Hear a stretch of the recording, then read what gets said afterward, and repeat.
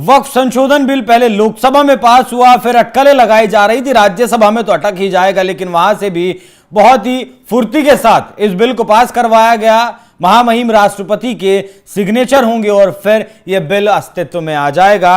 अब Congress party, DMK और जितने भी उसके साथी दल हैं, इंडिया अलायंस में जो दल हैं, वो सब अब सुप्रीम कोर्ट पहुंच चुके हैं। कांग्रेस के एक सांसद हैं, उनका नाम जावेद, उन्होंने रिट भी सुप्रीम कोर्ट में दाखिल कर दी है। तो आज बात करेंगे, चर्चा करेंगे कि क्या सुप्रीम कोर्ट इस फैसले को रद्द कर सकता है, क्या सुप्रीम कोर्ट इस बिल को असंवैधानिक बता सकता है, या फिर सुप्रीम कोर्ट भी इसे हाथ नहीं लगा पाएगा। क्योंकि जिस अंदाज में, जिस कॉन्फिडेंस के साथ केंद्रीय गृह मंत्री अमित शाह ने संसद में कहा कि यह कानून संसद ने बनाया है और हर किसी को मानना पड़ेगा, उसी पर चर्चा करेंगे। चर्चा करने के लिए मेरे साथ मौजूद है हमारे वरिष्ठ सहयोगी पंकज प्रसून सर, बहुत बहुत स्वागत।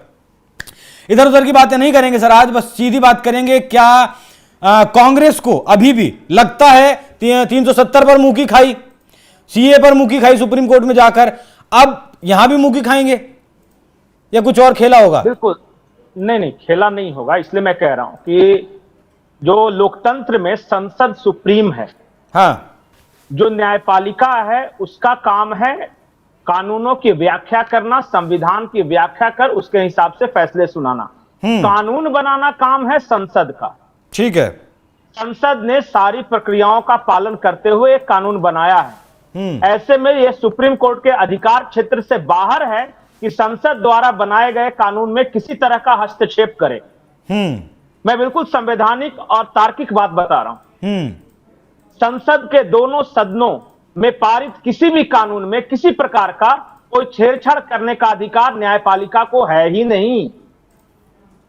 वो प्रक्रियाओं पर सवाल उठा सकती है कि ये प्रक्रिया होनी चाहिए थी, वो प्रक्रिया होनी चाहिए थी, लेकिन जो भी एक डेमोक्रेसी में हमारे संविधान के अनुसार जो मान्य प्रक्रिया है उसको अपनाते हुए ये कानून पारित किया गया है। सुप्रीम कोर्ट सीधे खारिज कर देगी। सुप्रीम कोर्ट यही कहेगी कि कानून बनाना न्यायपालिका का अधिकार नहीं है, हम सिर्फ कानून की व्याख्या करने के लिए और उसके अनुसार फैसले सुनाने के लिए अधिकृत। कोई संशोधन कर सकता है सुप्रीम कोर्ट? कुछ नहीं कर सकता। इसमें सुप्रीम कोर्ट का काम यह भी नहीं है कि संसद द्वारा बनाए गए कानून में वो संशोधन कर सके। वो सिर्फ यह बता सकता है कि जो कानून बनाने की प्रक्रिया थी वो सही थी या नहीं थी, या ज्यादा से ज्यादा वो ये कह सकता है, दिशा निर्देश जारी कर सकता है कि आपकी उस प्रक्रिया में ये खामियां थी, आप उसे दुरुस्त कर लें। नहीं, खामियां कैसे निकालेंगे? अगस्त में जेपीसी में चला गया, 38 मीटिंगें हुई, 92 लाख से ज्यादा सुझाव शिकायतों पर चर्चा हुई। देखिए कोई खामी है ही नहीं। ये तो क्या है ना, पोजीशनिंग है, पॉलिटिकल पोजीशनिंग। आपने जिस शख्स की बात की वो बिहार के किशनगंज से आते हैं, कांग्रेस के सांसद हैं, मोहम्मद जावेद उनका नाम है।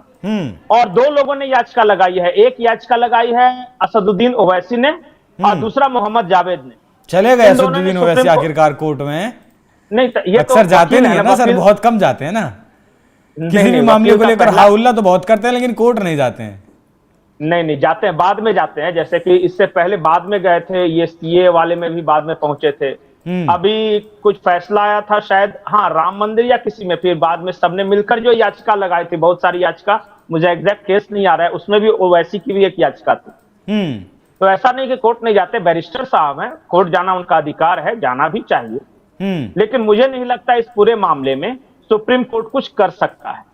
दूसरी महत्वपूर्ण बात मैं आपको बता, तो मुझे यह अंदाजा था कि गुरुवार को संसद के राज्यसभा में यह पारित हुआ और उससे एक दिन पहले बुधवार को लोकसभा में। शुक्रवार था, जुम्मे का दिन था। मुझे लगा कि जुम्मे के दिन, क्योंकि सारे पूरे देश भर के मुस्लिम समाज के लोग मस्जिदों में नमाज पढ़ने जाते हैं, जुम्मे की नमाज, तो मुझे इस बात का अंदाजा था कि आज कुछ हो हल्ला हुल्लड़ कुछ मचाएंगे।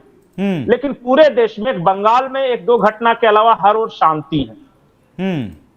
मुझे सिर्फ शुक्रवार के दिन की चिंता थी, उसके बाद मुझे अब नहीं लगता है कि अब कुछ हो। तो इससे पता चलता है कि कितने मुसलमान इन लोगों के साथ हैं?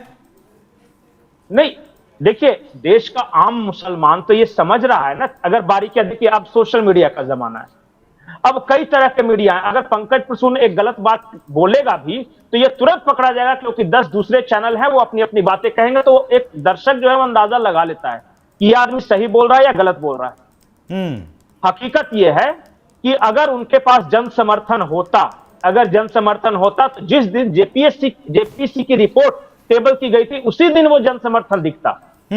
अगर इनके पास जन समर्थन होता तो पहले से इस बात का शोर था कि वह बिल पेश होने वाला है, तब दिखता। हासिल क्या होगा कोर्ट जाने से? कुछ नहीं, अपने लोगों को बताएंगे कि देखिए मैंने आपके लिए इतना तक किया, अब मैं और कर ही क्या सकता हूं। नहीं, किन लोगों को? बहुत बड़ा तबका तो इन लोगों के साथ है नहीं, तो किन लोगों को बताना चाहते हैं? ये इस देश के तथाकथित जो वक्फ संशोधन बिल के विरोधी मुसलमान हैं, उनको बता रहे कि देखो मैंने मुसलमानों के लिए इतना कर दिया, इससे ज्यादा तो मैं कर नहीं सकता था। इसलिए वो गए हैं। वो एक पॉलिटिकल पोजिशनिंग है। कुछ नहीं होने वाला इस याचिका में से, कुछ नहीं, क्योंकि सुप्रीम कोर्ट ने किसी भी तरह का कोर्ट संसद विधानसभा द्वारा पारित किए गए किसी भी कानून में वो कुछ कर ही नहीं सकता। ये उसके अधिकार क्षेत्र से ही बाहर है। ये ठीक है सर, 1 मिनट लूंगा बस आपका। एक सुप्रीम कोर्ट के एक एडवोकेट हैं, बहुत सीनियर एडवोकेट हैं, उन्होंने क्या कुछ लिखा है इस पर सुप्रीम कोर्ट जाने पर विपक्ष के, एक बार मैं आपको पढ़ के बता देता हूं। वक्फ संशोधन विधेयक संसद के दोनों सदनों से पारित हो गया है। वैसे तो सुप्रीम कोर्ट को देश के किसी भी कानून की समीक्षा करने की शक्ति मिली हुई है, मगर वक्फ के मामले में यह संविधान के ढांचे में बदलाव जैसा नहीं लगता। ऐसे में ज्यादा संभव है कि इस विधेयक की वैधता जांचने वाली विपक्ष की याचिकाओं पर सुप्रीम कोर्ट विचार ही ना करे। अब हो सकता है कि विचार, देखिए प्रथम दृष्टया तो यह खारिज करने योग्य याचिका लगती है, लेकिन फिर भी अगर मान लिया कि सुप्रीम कोर्ट के किसी जज को कीड़ा काटा और अगर उसने कह दिया कि मैं स्वीकार करता हूं, तो फिर भी यह बिल्कुल टिकेगा ही नहीं। आप किस आधार पे ये जांच कर रहे याचिका, किस आधार पे आपने फैसला सुनने का यह किया है? कुछ तो आधार होना चाहिए। और जो अगर प्रक्रिया का पालन नहीं किया गया है तो दिशा निर्देश दे सकती है कि इस प्रक्रिया का पालन कर ले, लेकिन मुझे नहीं लगता है कि किसी प्रक्रिया को छोड़ा गया है। ठीक है, एक आखिरी सवाल, कानून सम्मत ये है। और देखिए ये याचिका जो लगाई जा रही है, ये अपने ऑडियंस को, जो हम लोग टारगेट ऑडियंस मार्केट में बोलते हैं, ये अपने टारगेट वोटर्स को ये खुश करने के लिए लगा रहे हैं, बाकी इसका कोई मतलब है नहीं। ठीक है सर, टेक्निकल बात तो, लेकिन एक छोटी सी टिप्पणी मैं आपकी चाहूंगा कि लोग जो विरोध कर रहे हैं फिर सुप्रीम कोर्ट जा रहे हैं, मतलब क्या आम गरीब मुसलमान को ये समझ नहीं आएगा कि मुसलमान के बच्चों का अगर असली विरोधी हैं तो यही लोग हैं जो वक्फ से, संपत्ति से पैसा आना चाहिए वो गरीब को नहीं मिल रहा? नहीं, देखिए होता क्या है ना कि जैसे ही आप किसी को बोल दिया ना कि ये इस्लाम के खिलाफ है, तो वो फिर ये तर्क नहीं करता कि कैसे खिलाफ है, क्यों खिलाफ है, वो बारीकियों में नहीं जाता। और खास करके चूंकि देखिए उस जिस समाज के जिस वर्ग की आप बात कर रहे हैं, मुस्लिम वर्ग की, वहां पे शिक्षा कम है अपेक्षाकृत दूसरे वर्गों के मुकाबले। और 32% मामले में मजहब, हाँ, लोग पढ़े लिखे नहीं है, बिल्कुल। और धर्म के मामले में, मजहब के मामले में कई पढ़े लिखे लोग भी तर्क को किनारे रख देते हैं कि हम तर्क और कुछ नहीं जानते, बस इस्लाम पे खतरा है तो खतरा है। कोई पूछे कैसे खतरा, ये मुझे नहीं पता, लेकिन इस्लाम पे खतरा है और मोदी सरकार ने लाया होगा तब तो जरूर ही खतरा होगा, इसलिए हम विरोध कर रहे हैं। कोई पूछे कैसे, मतलब बताइए ना क्या प्रावधान है। ये सब प्रावधान के चक्कर में नहीं पड़ता भाईजान। मैं तो सिर्फ इतना जानता हूं कि मोदी सरकार लाई होगी तो जरूर कुछ न कुछ मुसलमानों के खिलाफ ही होगा। ठीक है सर, मैं आखिरी बात जो ये कहना चाहता हूं, एक और भ्रमजाल टूटा है। क्या? इस देश में एक भ्रम फैलाया गया था कि अगर मुल्ले मौलाना किसी चीज का विरोध कर दे तो सरकारों को झुकना पड़ता है। कई बार हमने देखा, ये शाहबानो केस में देखा था, सुप्रीम कोर्ट का एक फैसला था जिसमें ये गुजारा भत्ता देने की बात कही थी, सुप्रीम कोर्ट के फैसले को पलट दिया गया इन मुल्ले मौलाना के चक्कर में और संविधान में संशोधन कर दिया गया राजीव गांधी के द्वारा। तो उनका उस वक्त मनोबल बढ़ा। दूसरा एक और फैसला था कि पार्लियामेंट ने, याद रखिए, पार्लियामेंट ने मुस्लिम वुमेन प्रोटेक्शन बिल बनाया था।